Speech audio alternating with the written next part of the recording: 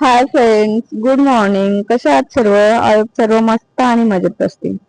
आज माझी night duty होती. नाईट ड्युटी करून चालले सकाळी आता मॉर्निंगला. खरंच नाईट करून इतकं थकून जाते ना बॉडी, खूपच शब्दात नाही सांगू शकत इतके थकते. बापरे, असं वाटतंय की कधी घरी जाणार आणि कधी झोपणार.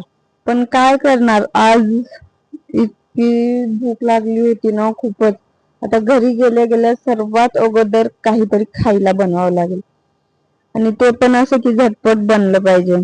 काय आली घरी, दार ठोकत होती, ताई काय दार खोलत नव्हत्या, कारण सकाळी सकाळी त्यांनी खूप झोपीत राहतात. मग काय फ्रेश वगैरे झाले, काही मस्त बऱ्यापैकी हातपाय धुतले, फ्रेश वगैरे झाले आणि घेतली झटपट होणारी बटाटा खिचडी बनवायला. कारण ती माझी खूप फेवरेट आहे बरं. खिचडी म्हणलं का मला खूप जास्त आवडते. एका वेळेस सर्वांना चिकन, मटन किंवा इतर कोणते पदार्थ आवडतात, पण माझं तसं नाही. मला रोज जरी खिचडी खायला दिलं ना तरी पण मी खुशी खुशी खाते, कारण मला खिचडी खूप आवडते, खूप जास्त. मग एका पॅन ठेवला गॅसवर आणि एका पॅन मध्ये मस्त ऑइल वगैरे टाकली.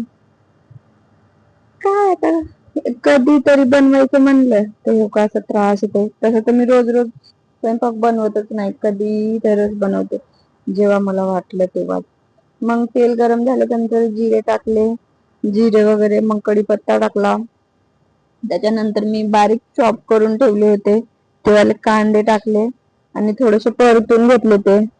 त्यात मग थोडीशी हिरवी मिरची, जी मी बारीक बारीक कट करून घेतली होती, ती वाली हिरवी मिरची टाकली.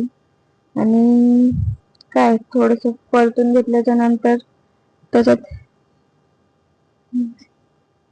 हिरवी मिरची टाकली. हे सगळं मिश्रण एकत्र चांगलं मिक्स केलं आणि मग टाकले बटाटे. कारण आता बटाटा खिचडी बनवत आहे म्हणल्यावर मेन तर खिचडीमध्ये बटाटेच आहेत. मग बटाटे टाकल्याच्या नंतर शेंगदाणे टाकले. कसं आहे, कोणी कोणी खिचडीमध्ये शेंगदाणे खातात किंवा नाही खात, कोणी कोणी टाकते, कोणी कोणी टाकत नाही, पण मला शेंगदाणे आवडतात खूप. मग टमाटर, ते सगळं फ्राय झाल्याच्या नंतर टमाटर टाकले आणि चांगलं त्याला परतवून घेतलं, म्हणजे सर्व एकत्र मिक्स केलं. मग मीठ, हळद, गरम मसाले, म्हणजे जेवढे पण आपण खिचडीमध्ये यूज करतो तसे मसाले टाकले. गरम मसाला, काय धनिया पावडर. आता मला त्या मसाल्याची नावं पण नाही येतात, मी कोणते कोणते मसाले टाकले, पण नॉर्मली आपण जेवढे खिचडीमध्ये मसाले टाकतो ना ते सर्वच मसाले ऍड केले होते मी त्याच्यामध्ये.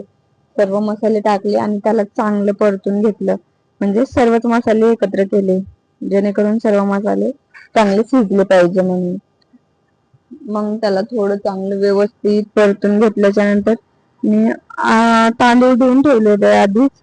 मग ते थोडस फ्राय झाल्याच्या नंतर तांदूळ टाकले.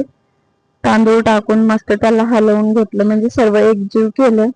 सर्व एकजीव केल्याच्या नंतर आली होती बारी, मग पाणी टाकायची, कारण भूक जास्त लागली होती. आता कधी असं होत होतं की कधी खिचडी बनणार आणि मी कधी खाणार, कारण खूपच जास्त भूक लागली होती मला. कसं जास्त वेळ जागी राहिलं ना भूक लागते. मग 2 ग्लास पाणी टाकले त्याच्यामध्ये आणि मस्त फिरवून ठेवलं शिजायसाठी. चला तर मग काय, आता खिचडी वगैरे शिजणार, मग त्याच्यानंतर मी खाणार. भेटूया अशाच एका